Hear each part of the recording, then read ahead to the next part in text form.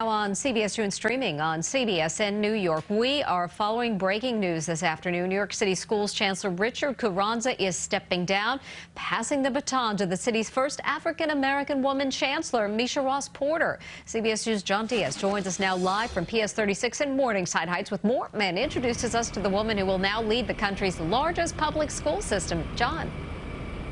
Yeah, good afternoon, Mary. And the mayor is saying that this is a New York City success story, that it was New York City public schools that produced this new chancellor. As for Richard Carranza, those sources say that he has been clashing with the mayor over things like the gifted and talented education program, as well as justice and equality. He says that that is not why he is leaving. He says he's leaving because he needs time to heal his heart. A New Yorker who has lost 11 family and close childhood friends to this pandemic, and a New Yorker who, quite frankly, needs to take time to grieve. And with that reasoning, New York City Schools Chancellor is saying he is stepping down. I came to New York City 3 years ago with a mission to help the Department of Education reach its full potential and, of course, to serve and to lift up all. New York City public schools are the strongest schools I've ever seen. Before coming to New York, Richard Carranza was a former superintendent of the San Francisco and Houston school systems. For the last year, during the pandemic, he had been a driving force in getting New York City schools open. And we opened nearly all of our schools ahead of every other school system in America.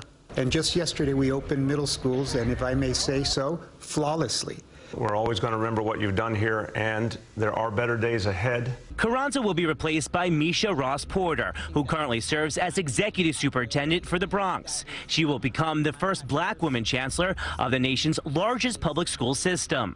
Was elevated from principal to superintendent by our first chancellor, Carmen Farina, and then from superintendent to executive superintendent by Chancellor Richard Carranza. I am so honored to serve in this role. The new chancellor grew up in Jamaica, Queens, moving to the Bronx. She says she has dedicated her life to the classroom.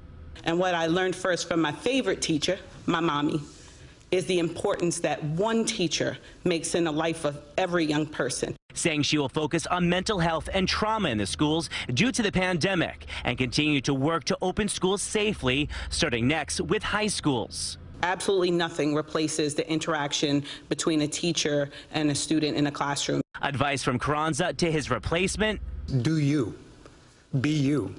Lead with the heart that you've led in every one of the assignments that you've had in New York City.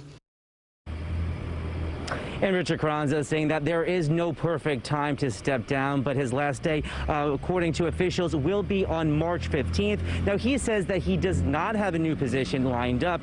And coming up later on today on CBS 2 News, we will have more on this alleged disputes, this conflicts between Richard Carranza as well as the mayor, and of course, more information on this breaking news. But for now, we are live this afternoon from Morningside Heights. John Diaz, CBS 2 News. John, thank you.